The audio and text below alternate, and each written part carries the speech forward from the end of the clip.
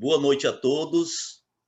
Nós somos a equipe que ficamos responsáveis pelo Seminário de Filosofia Geral do Direito, no tema Política contra a Servidão Voluntária e as Experiências Políticas do Século XX, disciplina ministrada pelo professor Marcos Antônio, e a nossa equipe é composta pelos seguintes membros: Altamir Galdino, esse que vos fala, Eduardo Herbert.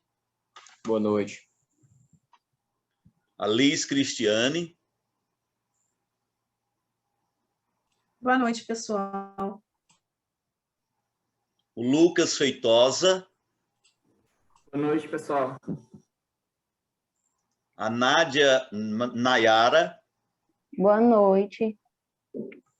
E a Vitória Rodrigues. Boa noite, pessoal.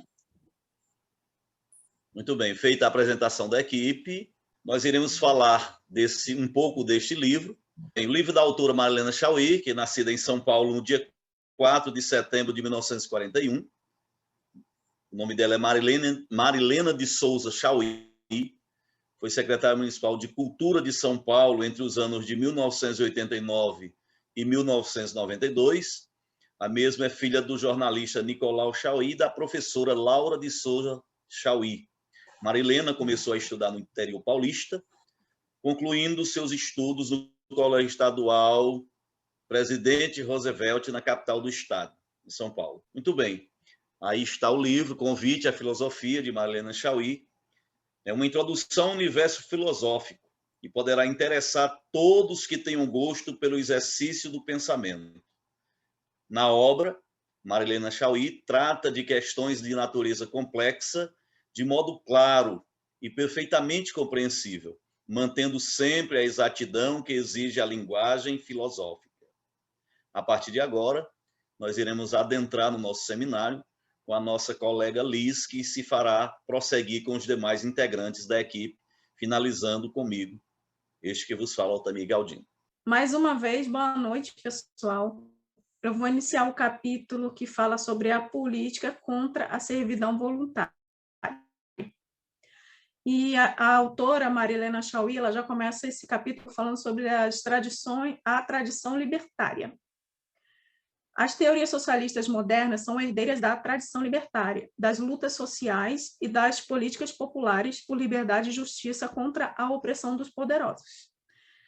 Apesar da liberdade ser um princípio natural do ser humano, de alguma forma estamos sempre sujeitos a algum tipo de tirania. Estamos sempre servindo alguém, de forma direta ou indireta. Então, ela já introduz esse capítulo falando sobre essa tradição libertária para facilitar o entendimento, né, do desenrolar desse capítulo.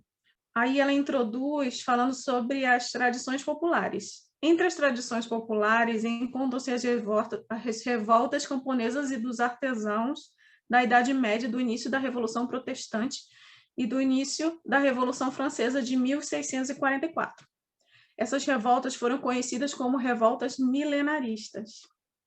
As pessoas possuíam como um referencial para compreender e julgar a política as imagens públicas do paraíso, da Nova Jerusalém terrestre e do fim do mundo.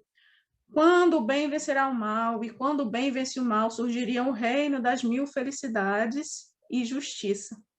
Para os milenaristas, todos os fenômenos que ainda não podiam ser explicados cientificamente eram considerados os fenômenos apocalípticos. Na Revolução Francesa, os pobres tinham a certeza de que havia chegado o fim dos tempos e se aproximava o milênio. Geralmente, o anticristo era identificado na figura de um governante tirânico. Em geral, o anticristo era identificado na figura de um governante tirânico, e guerras, pestes, eclipses, cometas, pródigos inexplicáveis, todos esses acontecimentos, eles anunciariam a vinda do anticristo. Em geral, né, ele era um governante tirânico que estava assumindo o poder lá de alguma forma. E essas revoluções ajudaram a construir o iluminismo. Mas o iluminismo propriamente dito só veio com mais força mais para frente, em 1715. Essas revoluções ajudaram a construir o iluminismo, mas o iluminismo propriamente dito só veio com mais força para frente, em 1715. Essas revoltas marcaram o processo de transformação europeia, justamente por causa dos pensamentos e questionamentos de alguns filósofos da época. Agora nós vamos falar sobre o discurso da servidão voluntária. Ainda na tradição libertária, encontra-se a obra de La Boétie. O nome dele é Etienne de La Boétie, e ele é um filósofo francês, que, muito jovem, ele escreveu um livro chamado O Discurso contra a Servidão Voluntária.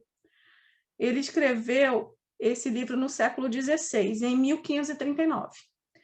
Ele tinha apenas 18 anos quando escreveu, e ele era um filósofo humanista, que pensava no ser humano enquanto ser humano.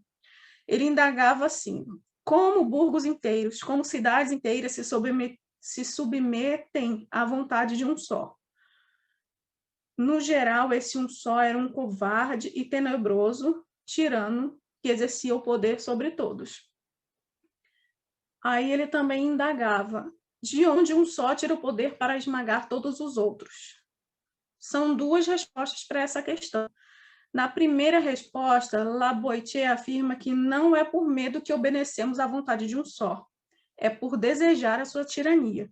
Como explicar como um tirano, cujo corpo é igual ao nosso, tenha crescido tanto, com 1000 olhos, 1000 ouvidos para espionar, 1000 bocas para enganar, 1000 mãos para esganar, 1000 pés para nos pisotear?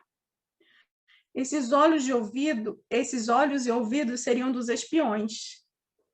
As bocas seriam dos magistrados. Os pés que pisoteavam eram dos soldados. Tudo em nome do tirano que estava no poder. Segundo La Boétie, o corpo de um tirano ele é formado pelos 6 que o aconselham, pelos 60 que protegem os 6, pelos 600 que defendem os 60 e pelos 6 milhões que obedecem aos 6.000. A autora, depois desse desembasamento baseado no filósofo La Boétie, ela afirma que a sociedade é uma imensa pirâmide de tirânides que esmagam uns aos outros. Essa imagem aí é uma reprodução de um cartaz antigo. O cartaz era em preto e branco. Esse cartaz retratava uma sociedade capitalista. Ela mostra uma pirâmide de pessoas que sobressaem em cima das outras. Nessa imagem, eu tentei representar, através dessa imagem, que é de uma pirâmide capitalista, uma afirmação da autora, que a sociedade é uma imensa pirâmide de tirânides que esmagam uns aos outros. Essa imagem é uma reprodução de um cartaz em preto e branco sobre uma pirâmide do capitalismo, né? Onde lá em cima está o capitalismo, né? O dinheiro. Embaixo estão os que mandam, os imperadores, os reis, os governantes. Abaixo dos governantes estão os religiosos, que enganam, entre aspas, ou convencem os que estão abaixo deles. Abaixo dos oradores, dos religiosos, estão os soldados que atiram e defendem os que estão acima. Embaixo estão os burgueses, embaixo os soldados, os burgueses que vivem em função dos que estão mais abaixo, que alimentam todos os que estão acima e que trabalham para todos os que estão acima dessa pirâmide. Isso é um retrato capitalista já na época, né? Já tinham essa visão capitalista. Diz que o desejo de tirania vem do desejo de bens e riquezas, do desejo de ser o proprietário.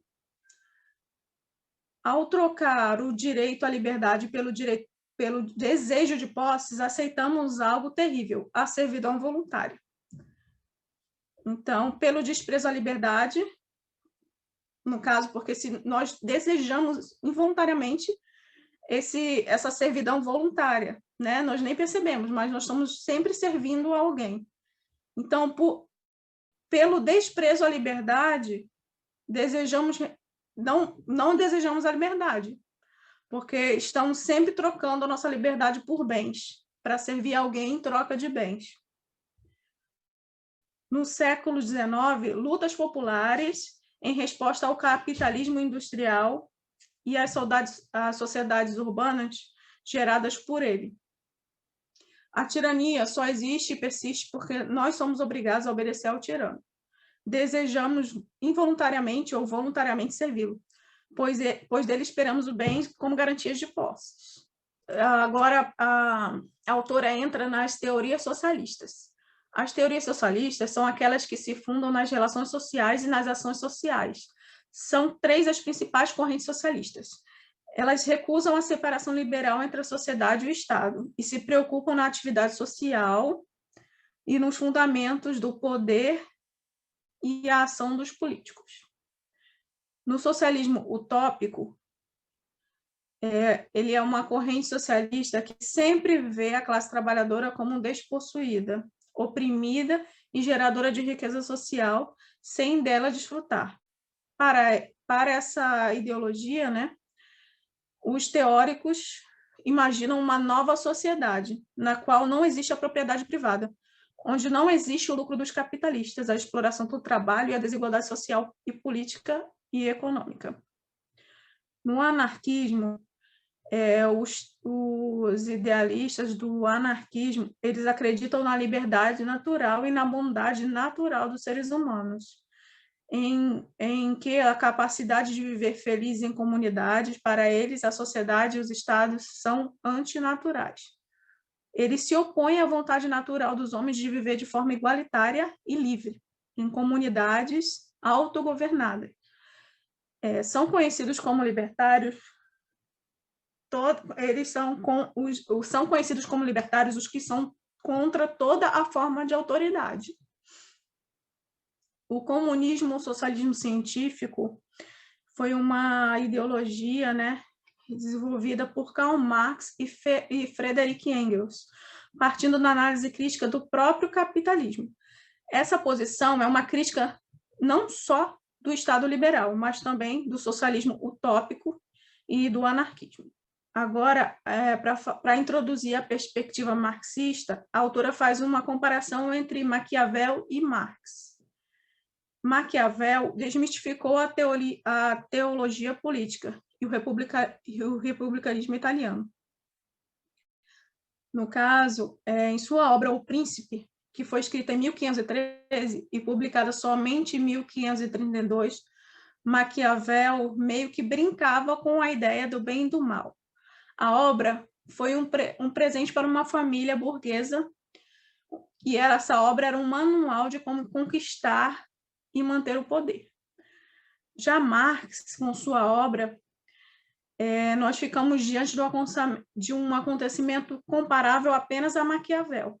Mesmo sendo completamente diferentes, em tempos completamente diferentes, no caso Marx bem mais à frente, eles corresponderam a experiências históricas diferentes, mas os dois representavam uma mudança decisiva no modo de conceber a política e a relação entre a sociedade e o poder. E com isso, Marx parte da crítica à economia política. Agora, entrando na economia política, né? Para a autora, a expressão economia política é curiosa. Ela vem do grego oikonomia, onde essa parte inicial da palavra grega, oikos, significa casa ou família. Ela é entendida como um sistema de alianças e parentescos e uma unidade de produção. Atividade agrícola, pastoreio, troca de bens entre famílias, troca de bens em moedas. E essa parte nomos, a parte final da palavra grega, ela é uma regra ou um acordo entre os seres humanos. E por eles são respeitados as relações sociais.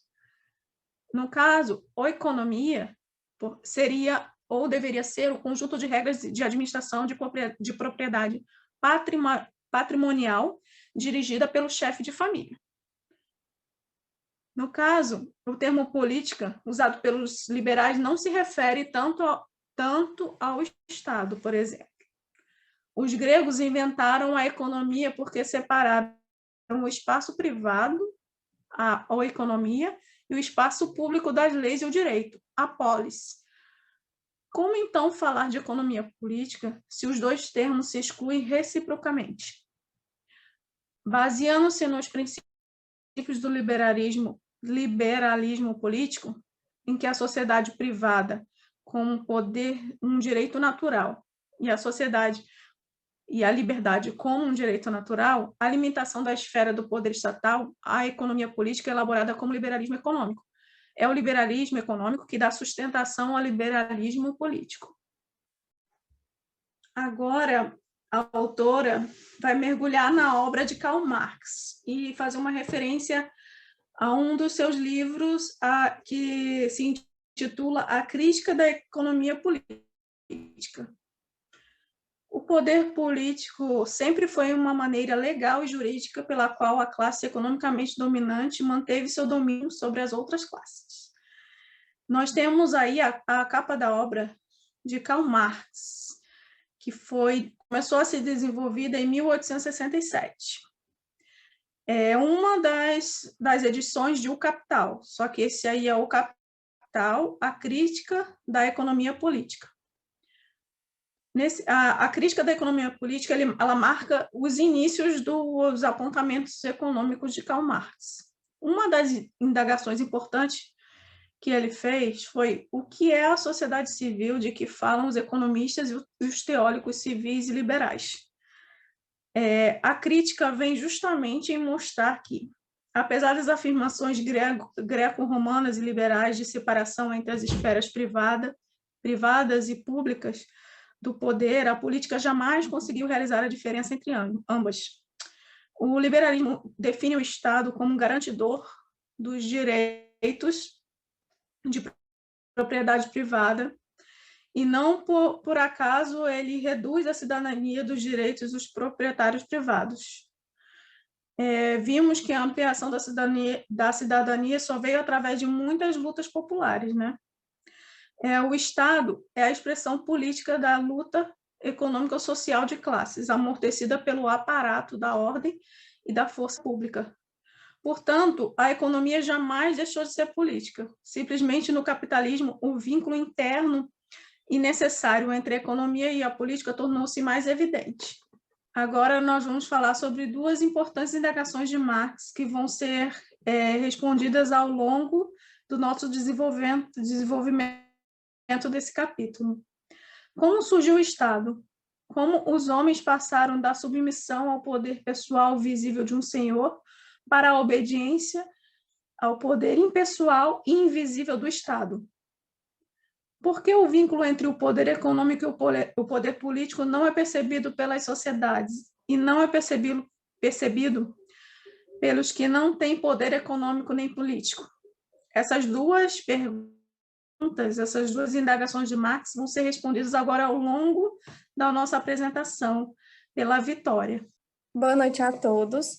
Agora eu vou falar sobre os modos de produção. Segundo Marx e Engels, os seres humanos eles se distinguem dos demais animais não porque eles sejam dotados de consciência ou porque nós somos naturalmente sociáveis, mas porque nós somos capazes de produzir as condições da nossa existência, tanto material quanto intelectual. Então, o modo por sermos diferentes dos animais é porque nós somos capazes de produzir as condições da nossa existência, tanto material quanto intelectual. Só que essas condições, segundo Marx, elas não seriam escolhidas por nós livremente, e sim elas seriam dadas objetivamente independente da nossa vontade. Marx diz que os homens fazem sua própria história, mas não fazem as condições escolhidas por eles. São historicamente determinadas pelas condições em que produzem suas vidas. E a produção dessas condições ela começaria por meio do trabalho. A divisão social do trabalho não é uma simples divisão de tarefas. O trabalho seria uma manifestação da ideia de propriedade. Para esse autor, a propriedade ela seria como uma posse das condições dos instrumentos de trabalho. Seria o trabalho propriamente dito. E essas propriedades, elas induziriam a existência dos meios de produção. Que os meios de produção, como conhecemos, eles são as condições de trabalho, né? E ele faria com que essas condições de trabalho fossem diferentes da força produtiva. Analisando as diferentes formas da relação social, essa divisão começaria desde o nosso seio familiar. E a sociedade, ela seria como uma extensão do nosso grupo familiar. E nela também existiria, como na nossa família, as hierarquias. Elas seriam divididas por tarefas, funções e, principalmente, no meio social, o poder, né? Vou lhe dar como exemplo a sociedade feudal, né? Que era a propriedade privada de terra dos senhores feudais, que elas eram trabalhadas pelos servos. E como uma função mediadora, nasceram os comerciantes.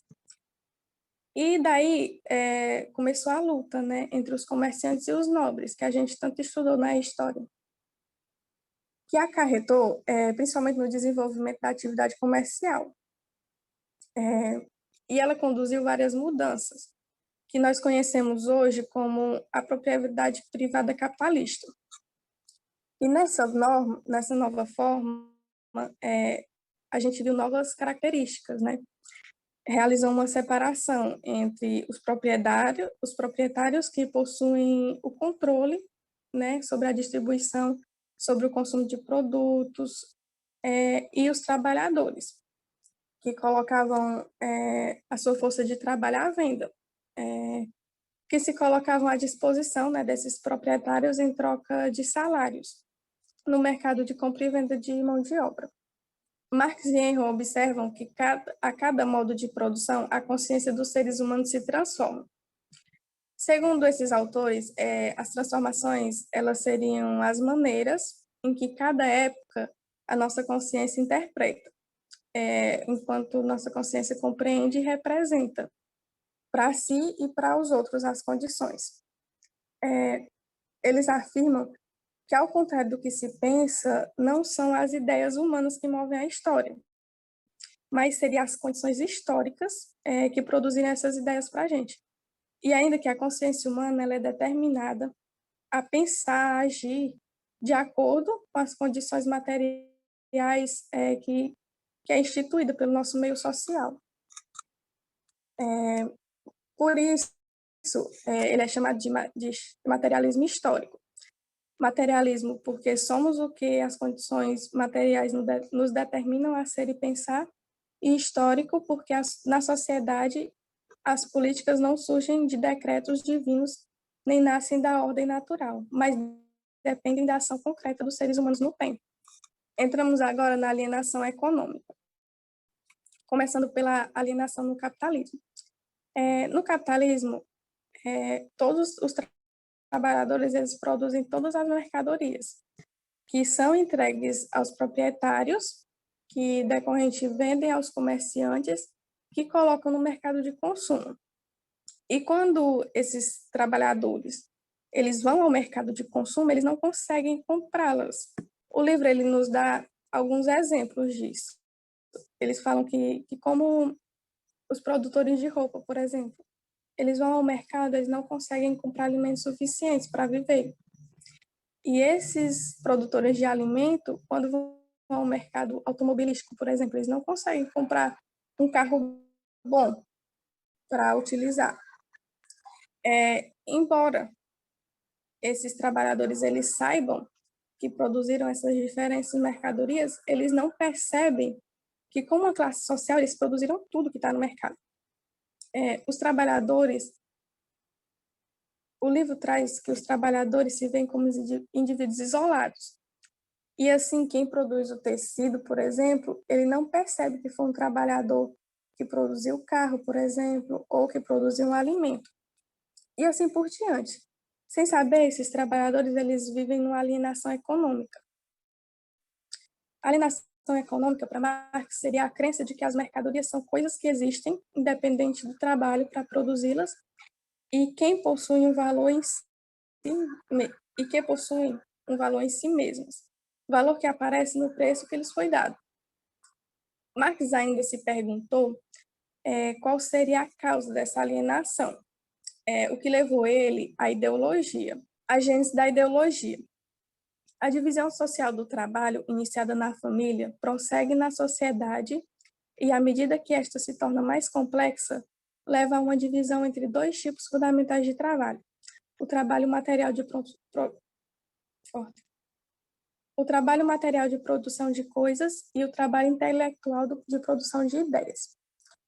Segundo Marx, esses dois grupos eles vivem separados, porque os que produziam ideias eram como privilegiados e eles se sentiam independentes da própria sociedade. Eles julgavam que as ideias elas não só implicam na realidade, mas elas também produziam a realidade. A partir daí é que surge a ideologia, com a afirmação da independência das ideias, né? E da capacidade delas poderem criar a realidade.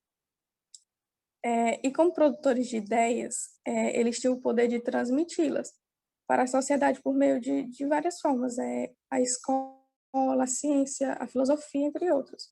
A ideologia oferece uma sociedade dividida em classes sociais antagônicas e que vivem na forma da luta de classes, uma imagem que permite a unificação e a identificação social. Para Marx, a função primordial da ideologia era ocultar a ideia da sociedade. Ele dizia que ela queria dissimular a presença das lutas de classe social e negar as desigualdades sociais, além de oferecer uma imagem ilusória de comunidade, originada, né, do contrato social, de homens livres e iguais. Para Marx, a ideologia era um fenômeno moderno, porque ela veio para substituir o papel dos mitos e da religião. Porque, segundo Marx, nós nascemos e nós somos criados com essa ideia de que, nesse imaginário social, a gente não percebe a verdadeira natureza das classes do Estado. E acabamos sendo influenciados por essa ideologia.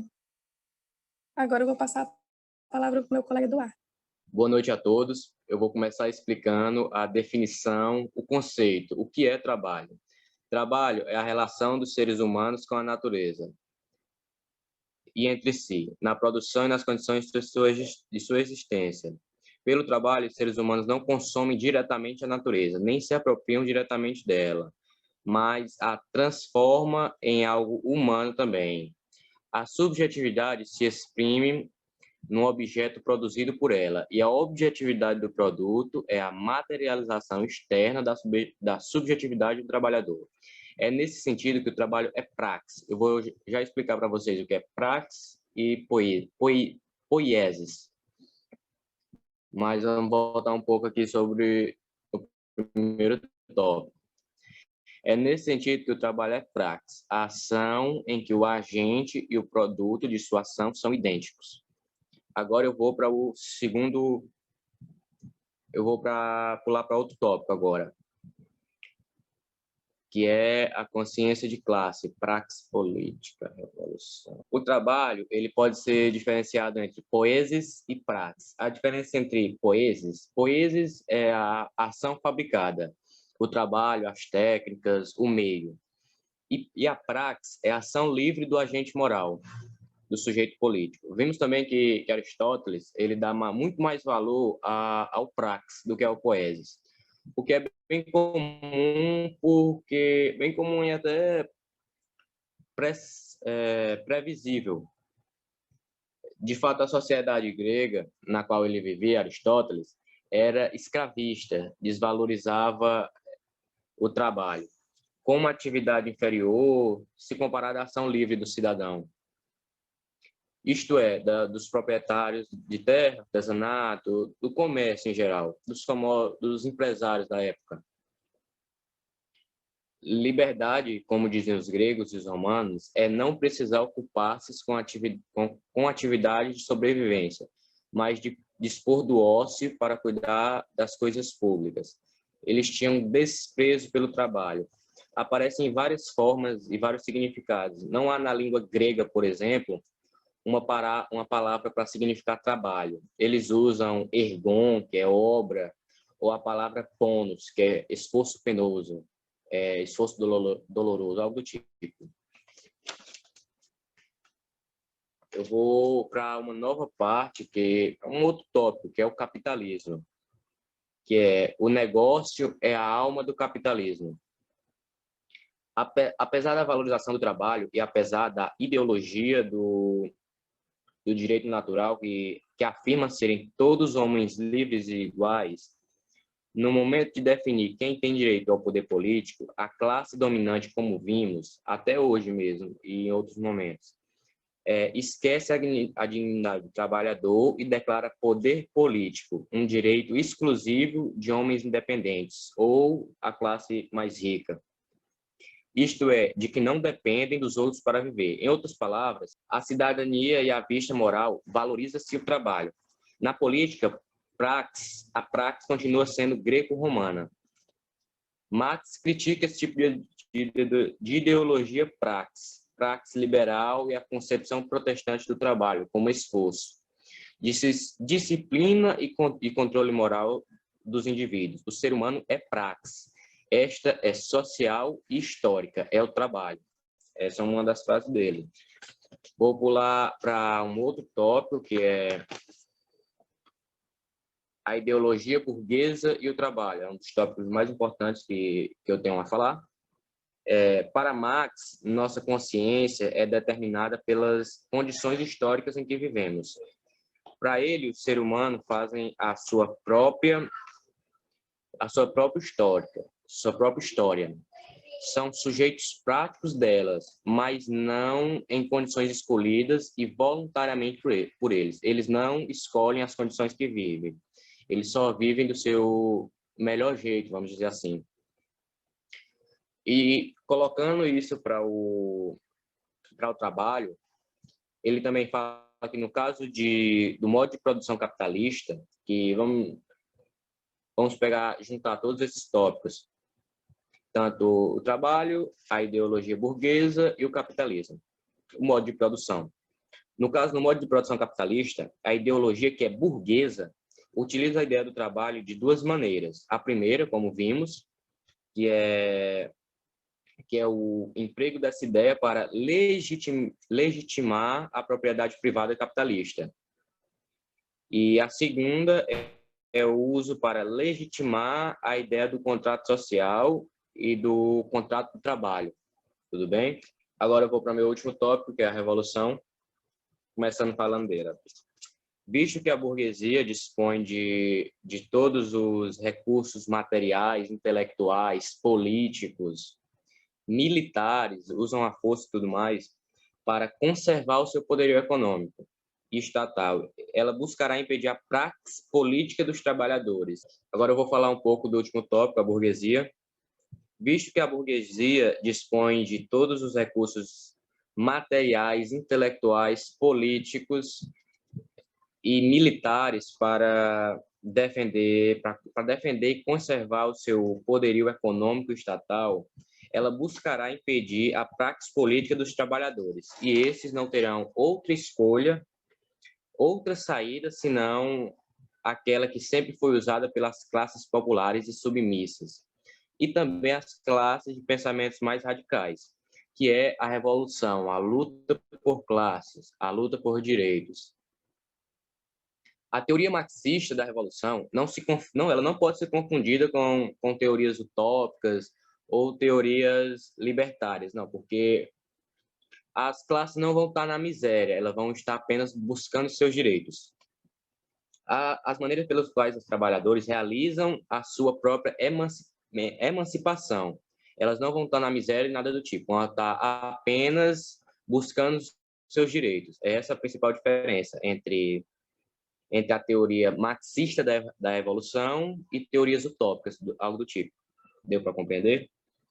Marx e Engels consideravam que a fase final do combate proletário seria a revolução, antes de chegar a um tipo de comunismo. Seria algo sem Estado, algo anarquista que ele quer falar.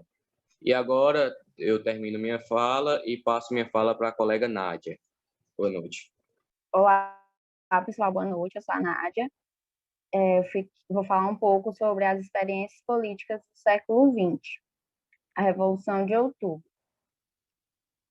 Em outubro de 1917, contra toda a expectativa marxista, tem lugar a Revolução Russa sob a liderança do Partido Bolchevique.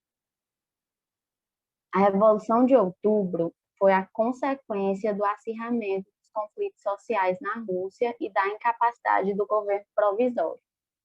Por que contra toda expectativa marxista? Porque Marx julgara que a Revolução Proletária só poderia realizar-se quando as contradições internas ao capitalismo esgotassem as possibilidades econômicas e políticas da burguesia e o proletariado, por meio da revolução, instaurasse a nova sociedade comunista.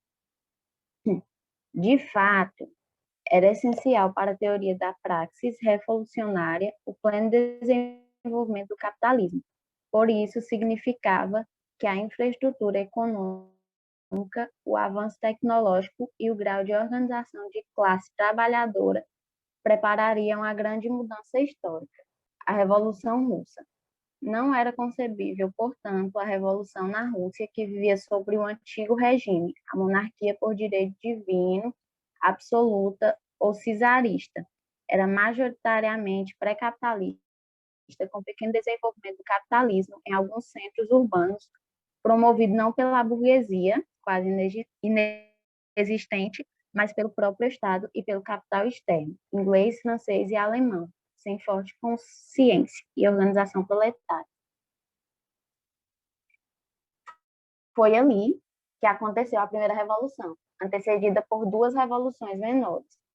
A de 1905, que instaurou o parlamento com partidos políticos da burguesia liberal, e a de fevereiro de 1917, que proclamou a República e convocou uma Assembleia Constituinte. Que dificuldades enfrentou a Revolução de Outubro? As dificuldades previsíveis que toda revolução comunista enfrentaria, isto é, a reação militar e econômica do capital na forma de guerra civil e de boicote econômico internacional. A existência da Primeira Guerra Mundial, que ela só não depauperou a precária economia russa, mas também permitiu que os poderes capitalistas internacionais enviassem tropas para auxiliar a contra-revolução, o chamado Exército dos Brancos, que combatia o Exército Revolucionário ou o Exército Vermelho. O fracasso da Revolução Comunista Alemã, que foi em 1919, e se esperava não só apoio para o desenvolvimento da sociedade socialista russa, mas também que fosse o estopim da Revolução Proletária. A ausência de forte consciência política e organização operárias, na qual um país majoritariamente camponês e no qual as atividades políticas tinham sido necessariamente obra de grupos clandestinos, formados sobretudo por intelectuais e estudantes, e a ausência de economia capitalista desenvolvida. E a Revolução teve de realizar duas revoluções numa só, a burguesa, de destruição do antigo regime, e a comunista, contra a burguesia. Essa situação mais a ruína econômica, causada pela guerra e pela continuação da guerra civil, bem como o boicote do capitalismo internacional, obrigaram ao chamado comunismo de guerra, que transformou a ditadura do proletariado em ditadura do Partido Bolchevique. Disputa pelo poder. Os soviéticos foram sendo dizimados e substituídos por órgãos do Partido Bolchevique, deles restando apenas o nome, que seria colocado ao de República Socialista Soviética. Em 1923, o Partido Bolchevique estava profundamente dividido entre a posição de Trotsky e a posição de Stalin. A posição de Trotsky criticava a burocratização e propunha a tese da revolução permanente. Já a posição de Stalin conseguiu galgar o posto de secretário-geral do partido, acumulando enormes poderes em suas mãos. Quando Lenin estava doente, ele escreveu um testamento político no qual sugeriu o afastamento de Stalin, alertando para o perigo de seu autoritarismo. Porém, seu pedido não foi atendido e ele morreu em janeiro de 1924. Valendo-se do cargo e colocando a direção partidária contra Trotsky, Stalin assumiu o poder do Estado, sob sua orientação, embora ficasse nos bastidores, as principais lideranças da Revolução foram expulsas do partido. Trotsky foi banido e, em 1940, assassinado por um agente stalinista no México. Com a tese Socialismo num só país, oposta à tese marxista do internacionalismo proletário e da Revolução Mundial, Stalin implantou à força a coletivização da economia, sob a direção do Estado e do partido. Ele também exerceu controle militar, policial e ideológico sobre toda a sociedade. Instituiu o culto à personalidade e, em 1936, começou os grandes expurgos políticos, conhecidos como processos de Moscou, as experiências totalitárias, fascismo e nazismo. O século XX, durante os decênios de 1920 e 1940, viu acontecer uma experiência política sem precedentes. O fascismo, originado na Itália, e o nazismo, o nacionalsocialismo, originado na Alemanha.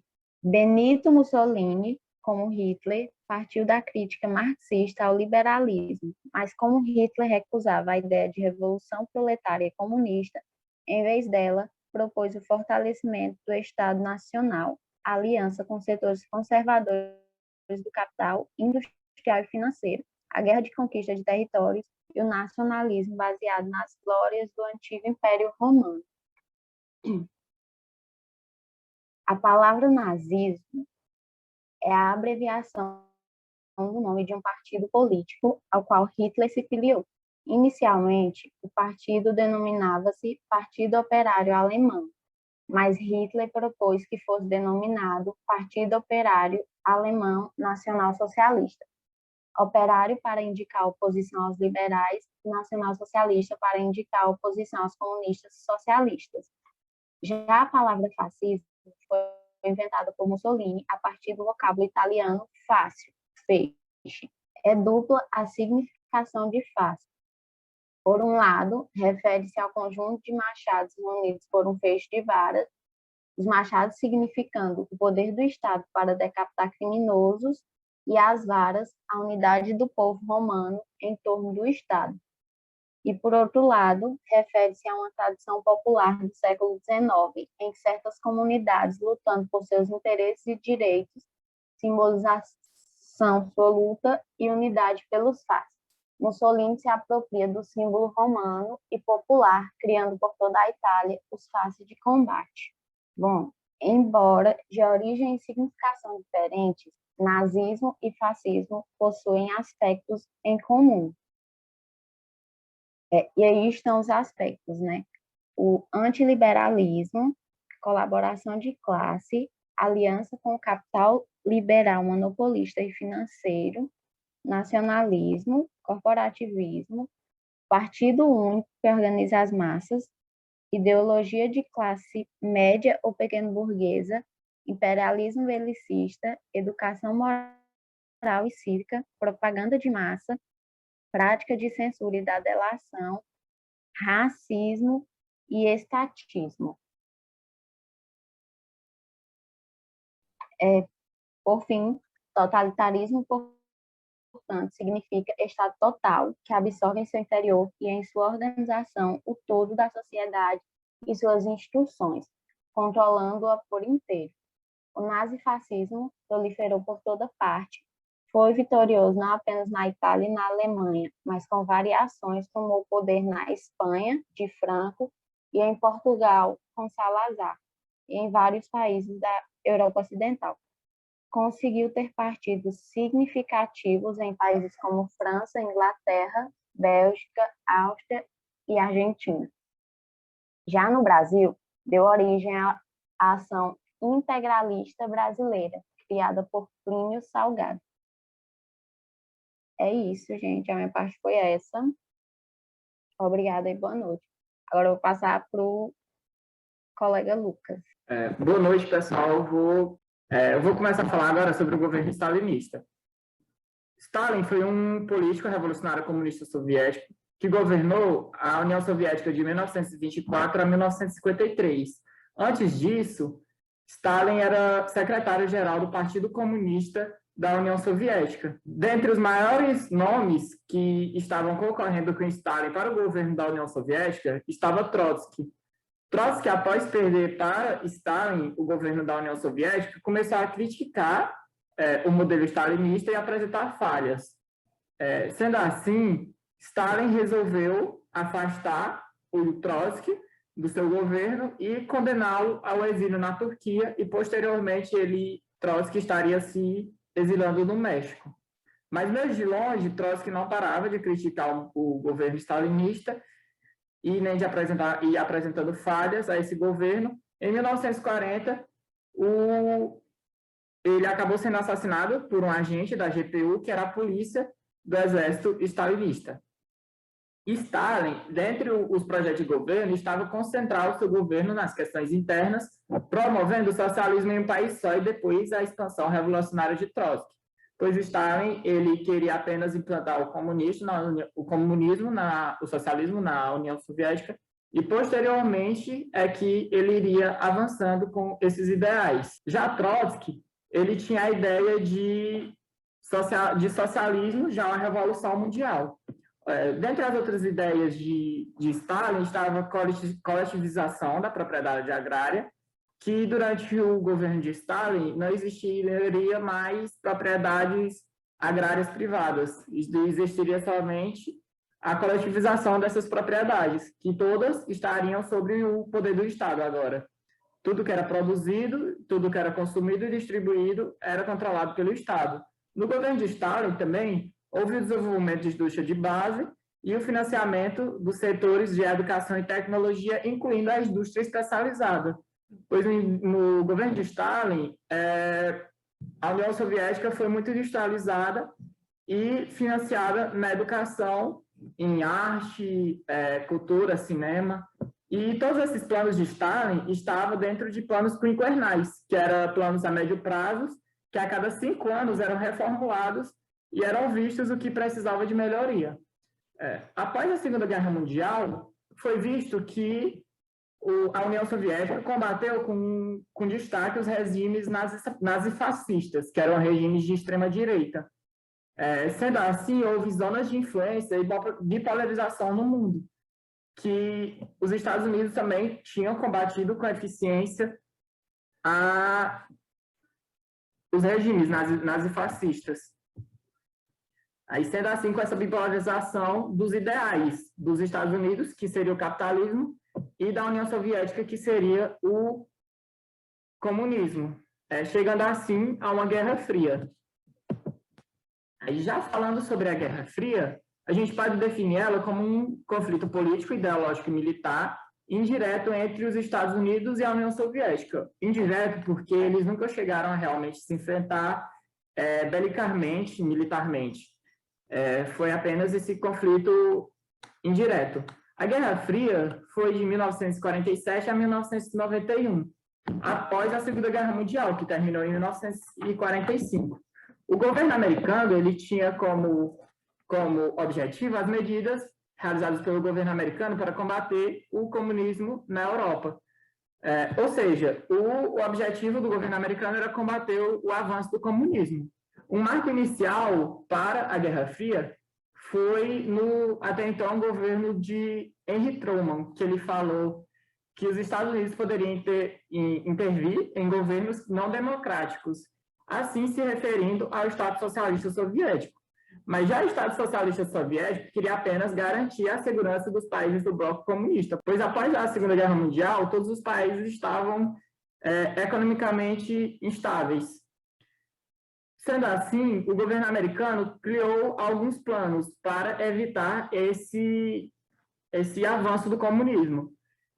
Um dos planos foi o Plano Marshall, que foi uma ajuda à reconstrução da Europa Ocidental.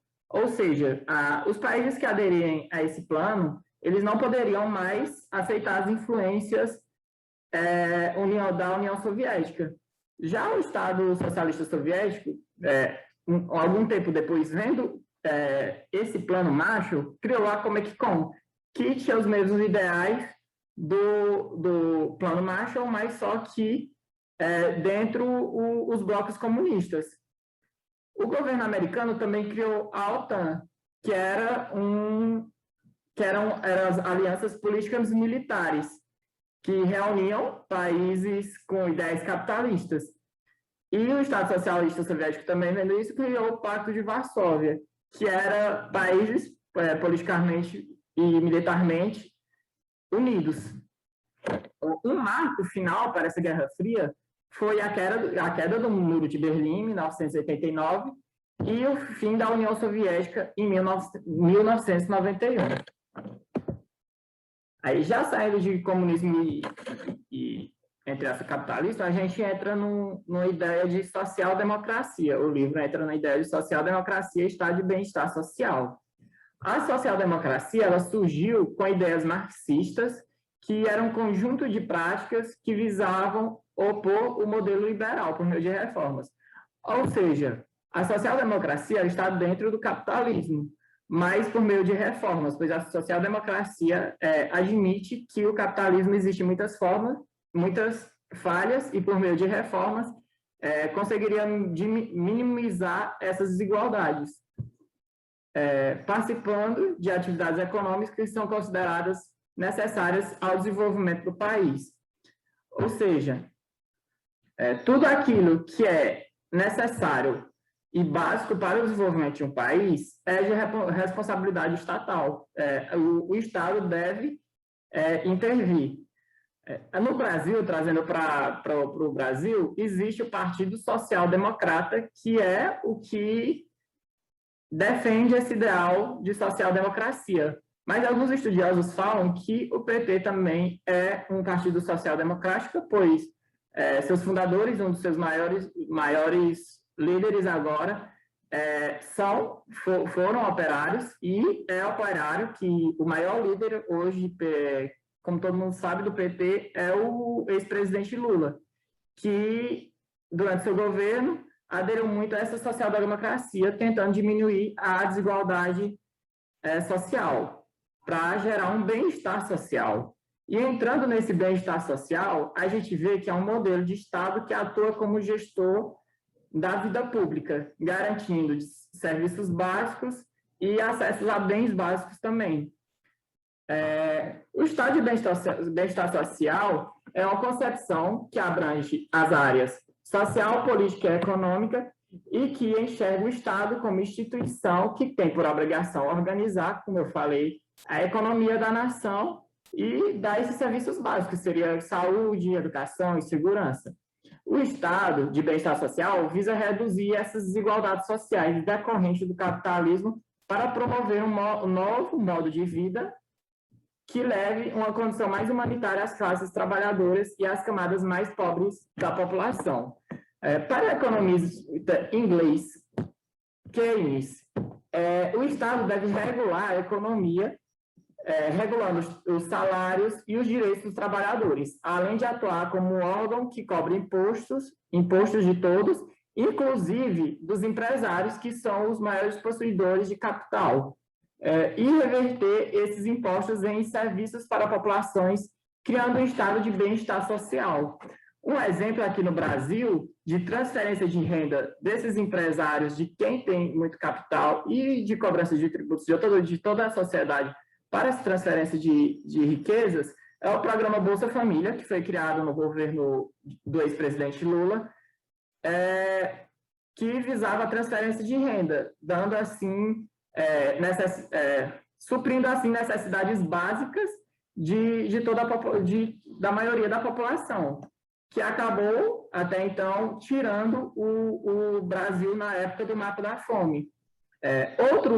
Outro ramo, também temos o Sistema Único de Saúde, que dá acesso à saúde básica a todo brasileiro ou estrangeiro naturalizado aqui no Brasil, gratuitamente. E também, gratuitamente, a educação básica e superior a qualquer cidadão no Brasil. Ou seja, todo brasileiro tem acesso à educação básica e meios de ingressar na educação superior.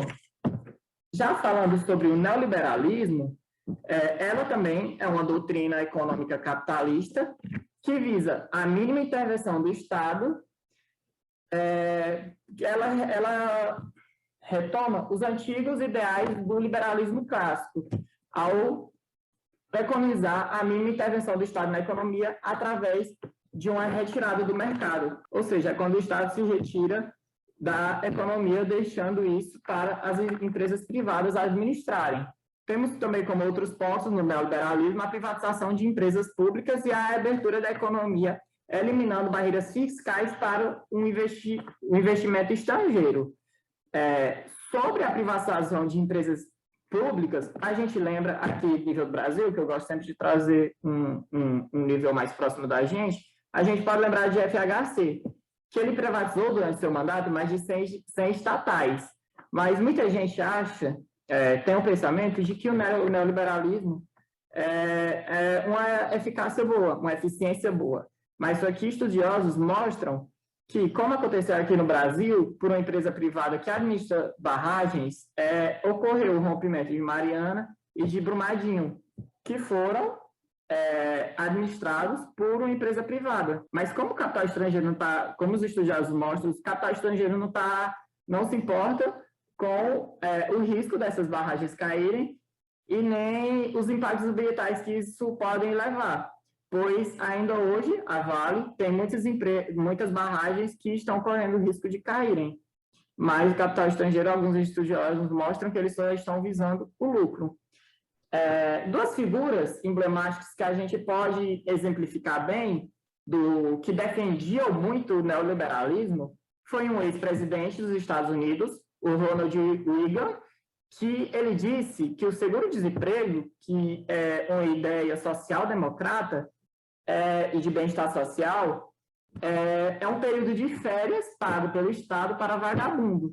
E também a gente pode citar a primeira-dama do Reino Unido, Margaret Thatcher, que em 1983 ela disse que os países menos desenvolvidos, que não conseguem pagar suas dívidas, que vendam suas riquezas, suas terras e suas fábricas.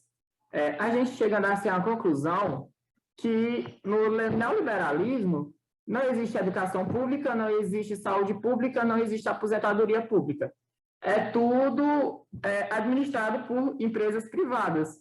Então, sendo assim, muitos estudiosos dizem que só a população vivendo em miséria. E o capital estrangeiro lucrando em cima desses países menos desenvolvidos. Aí agora a gente vai falar sobre outra ideologia, que é a democracia como ideologia. A democracia ela é um regime político em que todos os cidadãos elegíveis participam igualmente, diretamente, através de representantes eleitos na proposta do desenvolvimento e na criação de leis, exercendo o poder da governamentação através do sufrágio universal. A democracia ela está inclusa dentro do capitalismo. Ela é um regime de lei e da ordem para garantia das liberdades individuais. O judiciário é a lei como limitador do poder público, atendendo às demandas por direitos sociais e a manifestação da sociedade no processo eleitoral. Ou seja, na democracia, existe a população escolhendo seus representantes e seus representantes positivando leis que atendam às necessidades sociais daqueles que lhe elegeram. Agora, para falar um pouco mais sobre a democracia, eu vou passar a palavra para o nosso amigo Altamir. Muito bem, boa noite. Dando continuidade ao nosso tema, nós iremos agora falar sobre a sociedade democrática. Para início desse tema, desse tópico que nós ficamos responsáveis, finalizando já a nossa participação nesse seminário, dizer que nós precisamos, quando falar de sociedade democrática, entender que nós vivemos num país onde se prega o Estado democrático de direito, garantido pelo artigo 3º da Constituição Federal, que diz que todo poder emana do povo, que exerce esse poder através de representantes eleitos ou diretamente nos termos da Constituição. É importante a gente ter esse conceito na nossa mente. O outro paralelo que eu queria falar sobre o assunto que a gente está tocando, a questão da política contra a repressão, é que existe um conceito pejorativo muito grande em cima da política. E, na verdade, se você olhar no nosso dicionário, o conceito de política ela é a arte ou ciência de bem administrar, de bem governar uma nação, um estado ou um município. Agora, a politicagem é que é o uso escuso da política com fins para beneficiamento próprio ou de outrem que esteja à sua volta. Então, existe, assim, essa diferença de conceitos entre política e politicagem. Na grande maioria das vezes, o que se coloca nas costas da política deveria e deve ser colocado nas costas da politicagem, né? Que é quando se faz a política suja, a política com fins para se beneficiar ou beneficiar alguém que está à sua volta. Mas quando se exerce a política como arte, ela realmente é uma ciência do bem administrar um país, um estado, um município. Para falar sobre essa questão de política e politicagem, eu dar um exemplo de como muitas vezes não precisa se executar a política para estar exercitando a politicagem, o uso escuso disso. Por exemplo, nós falamos numa aula agora passada, em uma outra disciplina, sobre a questão da Covid. Muitas e muitas pessoas aí sendo aplicadas medicação que não se sabe nem de que era feita, outras era apenas água destilada, soro fisiológico, e recebendo como se fosse a vacina anti-Covid.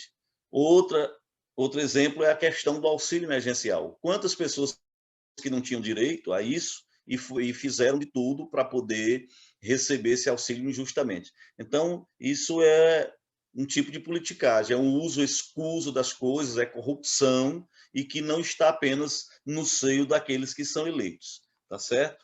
Então, voltando aqui ao nosso tema, uma ideologia não nasce, diz a autora, do nada, nem repousa no vazio, mas ela exprime de maneira invertida, dissimulada e imaginária a praxe social e históricas concretas. Numa democracia, precisa se respeitar, né, as opiniões contrárias à nossa. A gente tem aí no slide, né, um grupo de pessoas gritando yes, yes, sim, sim, sim, e outro grupo gritando no, no, no, não. Né? Então, isso é verdadeiramente democracia, divergência de ideias e não diferença entre pessoas. Então, para se falar de democracia, logo vem na nossa mente a questão de eleições. Né? Quando se fala de democracia, automaticamente a gente já tende a pensar, em raciocinar, a democracia provém das eleições. Mas será que somente isso? Então, o que significa as eleições? A autora coloca que as eleições significam muito mais do que a mera rotatividade de governos, ou muito mais do que a alternância de poder. Né? Significa o essencial da democracia. O poder não se identifica com os ocupantes do governo, o poder não lhes pertence, mas sempre existe um lugar vazio que os cidadãos periodicamente preenchem com o representante, podendo, inclusive, revogar o mandato desse representante, se não cumprir o que ele foi delegado para representar. Nós temos alguns exemplos de cidadãos a nível nacional, por exemplo, eu não queria citar governadores, aliás, que são vários, mas a nível de nação nós tivemos o ex-presidente Collor e agora, mais recentemente, a ex-presidenta Dilma, né, que tiveram seus mandatos retirados, porque não representaram, segundo os nossos representantes, não representaram aquilo para o qual foram colocados no cargo. E isso também é democracia, o direito de discordar daquilo que está sendo feito pelos nossos representantes. Bom, numa democracia nós temos sempre situações contrárias, situações adversas, né? Situação e oposição. A situação é quem está no poder e a oposição é quem não está no poder e está tentando voltar ou adquirir o poder. A democracia, diz a autora, que é a única forma política que considera o conflito legítimo e legal, permitindo que seja trabalhado politicamente pela própria sociedade. A gente tem aí dois representantes de dois partidos, parece muito com o Brasil atual, né? Na época aí estava sendo representado pelo PT e versus PSDB, né? E hoje nós temos ainda o PT e outro partido aí da direita, ou partidos da direita, mas parece muito com essa polarização vivenciada atualmente no Brasil, onde ambos se alfinetam, se esgalfinham e usam palavras de baixo calão, enfim, né? E, na grande maioria das vezes, a sociedade, o cidadão que está lá na camada de baixo, já foi falada no trabalho de hoje, fica apenas observando à mercê de tudo isso que os partidos políticos que lá estão, que eram para nos representar, muitas vezes representam apenas os seus próprios interesses. Bom, falando em democracia, necessário é falar também nesse tópico, né? Não apenas de situação e oposição, mas também de maioria e minoria, né? Existem aí, no meio de uma nação, de um país, e eu já falei na questão do artigo 3º, do Estado Democrático de Direito, que a gente vivencia. Então, existe num Estado democrático de direito as chamadas maiorias e as chamadas minorias. Por quê? Porque, como a autora coloca, a sociedade não é uma comunidade una, ela não é unificada, mas ela está internamente dividida em suas divisões, e suas divisões são legítimas. Existem aí as maiorias e existem as chamadas minorias, né? A gente ouve falar nas chamadas minorias, nos direitos, né? Nas questões dos direitos às comunidades quilombolas, comunidades LGBTs, né? Aos descendentes afros, né? Enfim, existem as chamadas minorias e também as maiorias, que são necessariamente respeitados por se viver num país onde se executa do Estado Democrático de Direito. E diz a autora Chauí que suas divisões elas são legítimas, porque nós vivemos num país democrático. Agora, nós chegamos à criação dos direitos, né? Quando a democracia foi inventada pelos atenienses, lá na Grécia, criou-se a tradição democrática como instituição de 3 direitos fundamentais que definem o cidadão. Isso é o princípio básico de alguém que diz viver em uma democracia. Existem esses 3 direitos fundamentais para todo e qualquer cidadão. Primeiro direito, a igualdade. Segundo, liberdade. E terceiro, participação no poder. Vejamos cada um deles detalhadamente. Igualdade. O que significa? Nós temos aí até o exemplo de alguém segurando 2 pessoas, uma do sexo feminino, outra do sexo masculino, mostrando que as mãos estão como uma balança em perfeito equilíbrio. Então, por quê? Porque nós vivemos num país onde se prega a igualdade. E perante as leis e os costumes da polis, todos os cidadãos possuem mesmos direitos e devem ser tratados da mesma maneira. Inclusive, é uma luta muito grande do público feminino para conseguir abocanhar uma parcela maior na questão política, né? Para eleger mais prefeitas, mais vereadores, mais deputadas, governadores, senadoras, enfim, até presidenta, como nós tivemos a única mulher a chegar no topo do Executivo Nacional, que foi a Dilma Rousseff, né? Mas aí existe exatamente essa luta por igualdade, a questão das feministas também, uma luta muito grande, e a gente precisa respeitar, porque isto é democracia. Próximo tópico. Falemos de liberdade. Aí nós temos aí o slide mostrando pessoas que foram às ruas defender uma bandeira, defender um direito.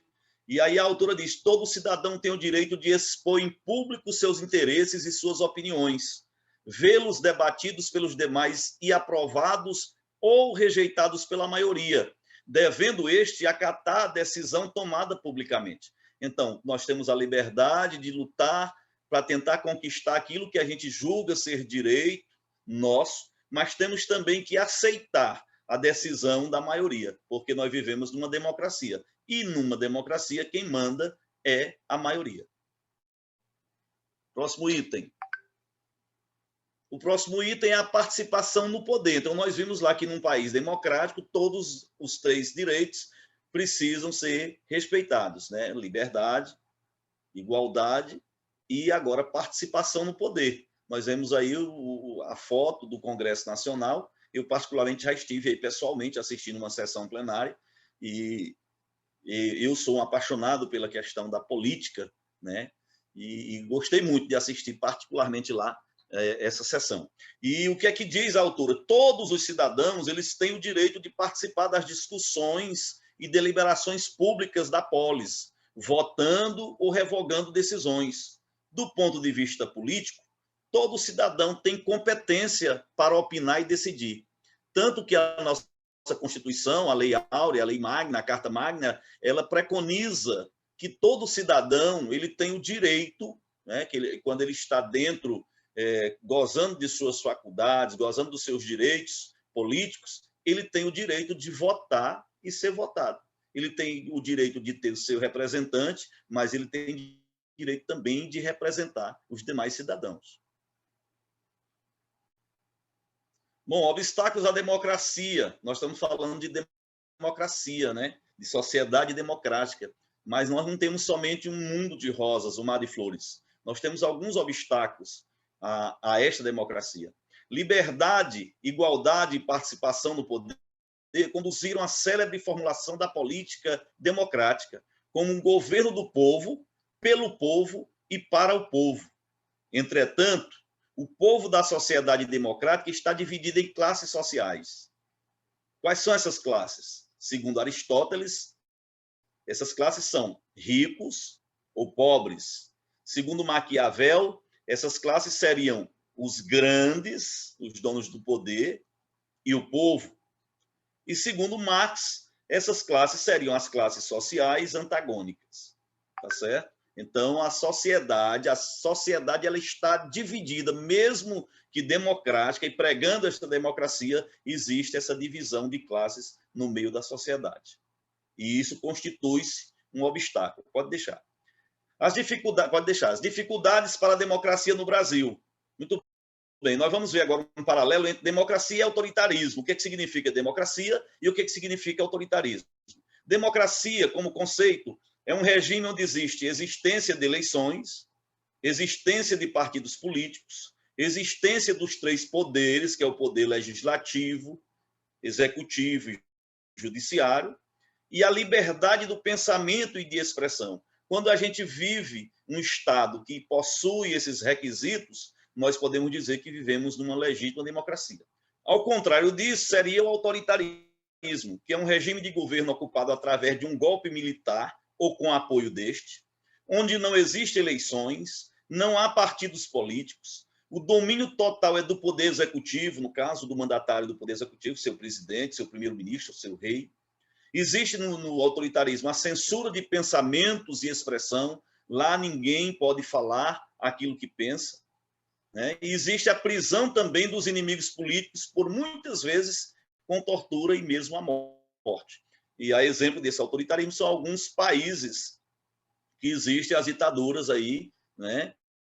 As ditaduras socialistas, comunistas, onde até as redes de TV, os canais de imprensa são pertencentes ao governo e só podem veicular aquilo que o seu donatário ou seu mandatário determinar que seja veiculado. Por exemplo, Coreia do Norte, você nunca sabe. China, você nunca sabe. Cuba, você nunca sabe de fato o que está sendo veiculado para o mundo, para o Brasil, para o mundo, se de fato é realmente o que os cidadãos de lá estão vivenciando, porque é um regime fechado, onde só é veiculado o que eles, donos do poder lá, desejam que seja veiculado.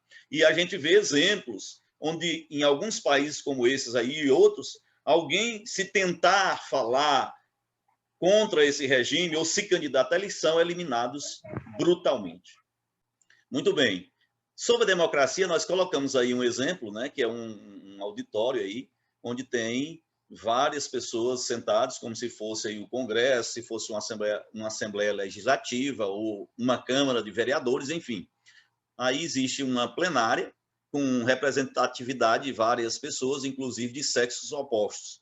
Então, na democracia, para sintetizar, nós temos existência de eleições, existência de partidos políticos, existência dos três poderes, liberdade do pensamento e de expressão. Ao contrário do autoritarismo, que é um regime de governo ocupado através de golpe militar ou com apoio deste, não existem eleições, não existem partidos políticos, o domínio total é do poder executivo, existe censura de pensamentos e expressão e a prisão dos inimigos políticos, muitas vezes exilados, torturados e até mesmo mortos. Aí nós temos o exemplo de um grande ditador, né, que é o Hitler, que foi um dizimador de muitas e muitas vidas, né, através do seu regime autoritarista e ditatorial.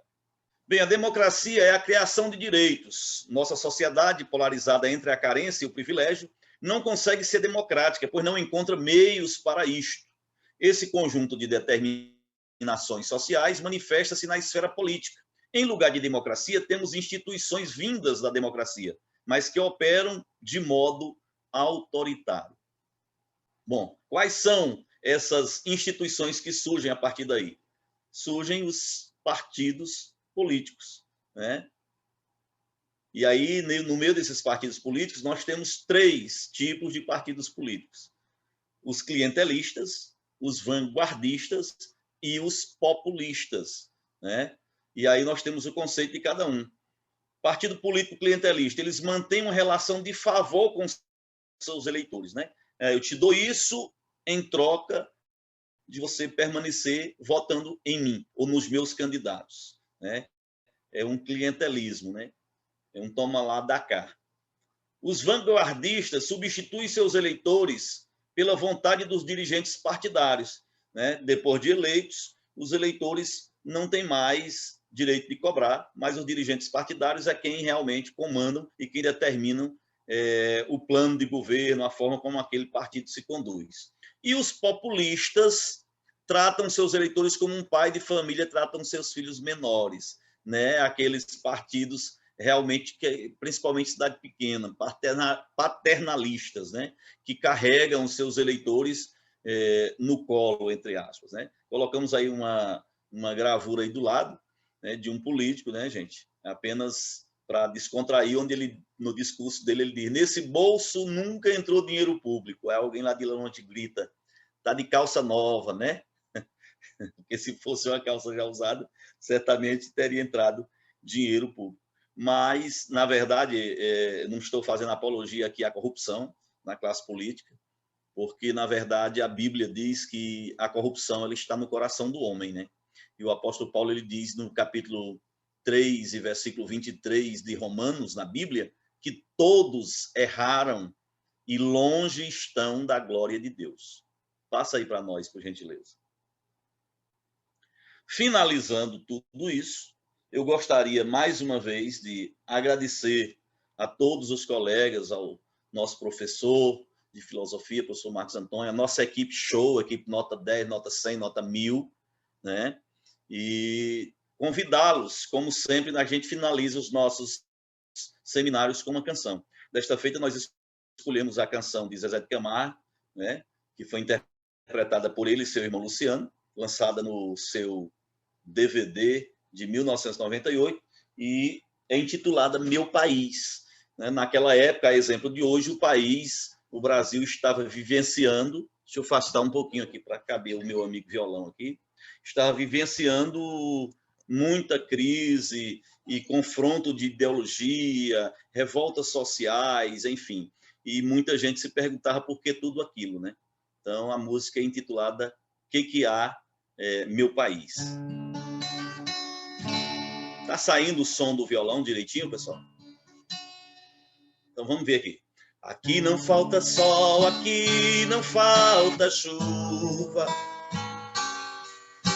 A terra faz brotar qualquer semente. Se a mão de Deus protege, molha nosso chão. Por que será que está faltando pão? Se a natureza nunca reclamou da gente, do corte do machado, a foice, o fogo ardente. Se nessa terra tudo que se planta dá, que há, meu país? Que há? Se nessa terra tudo que se planta dá, que há, meu país? Que há? Tem alguém levando lucro, tem alguém colhendo saber o que é plantar. Tá sobrando consciência, tá sobrando paciência, tá faltando alguém gritar.